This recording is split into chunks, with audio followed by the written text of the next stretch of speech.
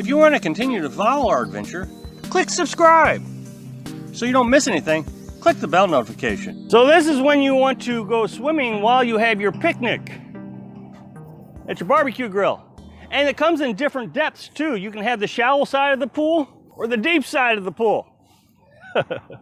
There's a, I don't know, can you see it? Right there, there's the barbecue pit. I don't even know how you're gonna get a brat cooked on that thing, but we're at a Army Corps of Engineers dam in Texas.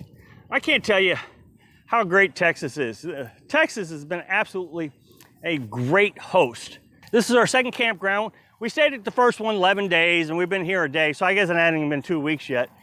Now someone commented, and I've already mentioned this before in a previous video, someone mentioned that these city and county parks are not designed for nomadic life. Well, there's a couple things to this. One, if you're gonna stay in a county park, do everything you can to send a donation.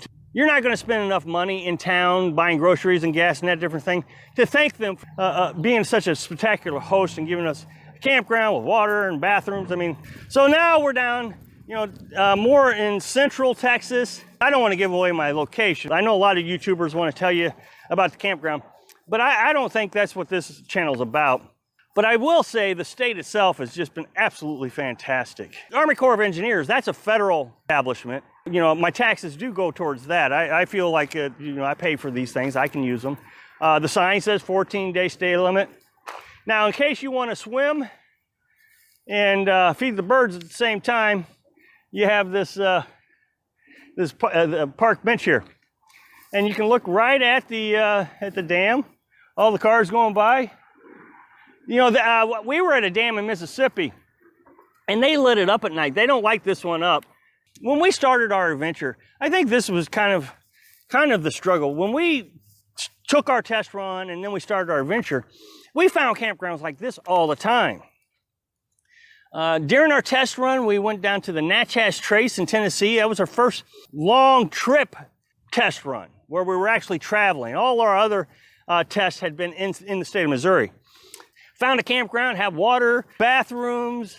Then we went on down to Florida. Again, water, bathrooms, internet, everything was perfect. Came back up to Mississippi, stayed at a COE in Mississippi. Again, water, bathrooms, internet, everything's perfect. Started our adventure, again, another COE, everything was perfect.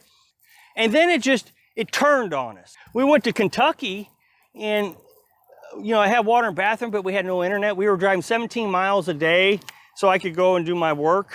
Went to Virginia, same thing. It just became a real struggle after that. And I don't know why it was such a struggle.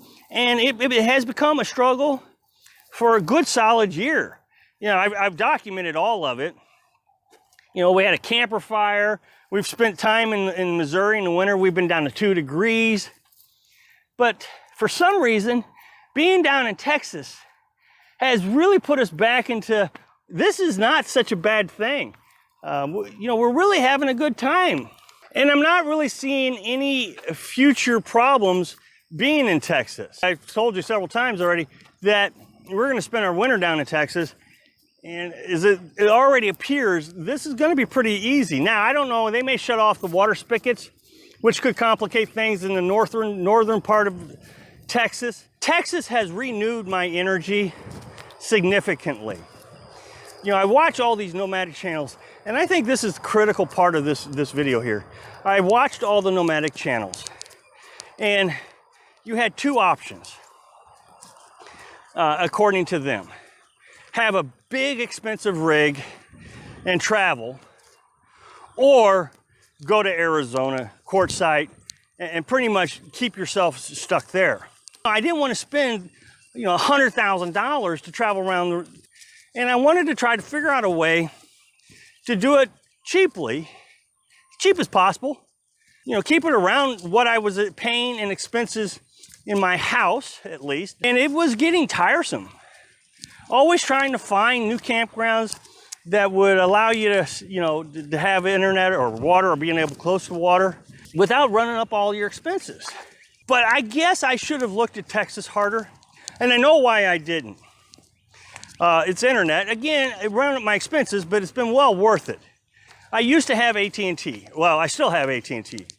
But that's all I had was AT&T. That was a mistake. I think that really hurt us in our adventure because AT&T is not available everywhere. Well, so we got this Verizon jetpack. We've had no internet issues since then, which just opens up all kinds of opportunities. I think it's going to take you a couple years to really understand the nuances of the lifestyle so it becomes just part of life. The first 6 months, you're just going to be excited. You're going to be moving around all the time, and it's just going to be great. And then you're going to burn out a little bit, and you're going to be trying to convince yourself it's exciting. And then after that, it's just life. Well, now I'm starting to see a fourth stage to the emotional development is when you really have started to master all the nuances of this lifestyle. For example, learning how to use this water for your daily lifestyle. It took us almost a year to figure out how to use this water. Now, everybody will say, oh, if you had a Berkey, that takes care of the problem. Well, you don't want to clog up your Berkey. Berkey filters cost $100. They're designed to last 6 years with normal use. Well, you want to try to get that kind of normal use because it's 6 cents a gallon. Well, if you're always putting this kind of water in it right here, it may look crystal clear, but it will clog it up quite quickly. And within 3 or 4 months, you'll have to replace the filters. We learned that rust and different heavy metals and dirts clog it up real quick. So we had to design a system using a house filter to pre-filter. So we can pre-filter a lot of this junk out and then use our Berkey. But the other thing is you don't want to just use this water here to take showers and do your laundry with. You want to try to clean it as much as possible. You got to learn how much chlorine to use through your water, whether you want to boil it or not. Boiling takes a lot of gas, a ton of gas, or a ton of wood, of which, you don't see a lot of wood just laying around everywhere because other campers have already used it. So then you're out buying wood. So you have to learn how to do all this. And it takes a couple years to really get it. Thanks for watching. Click like if you like the video, and happy travels.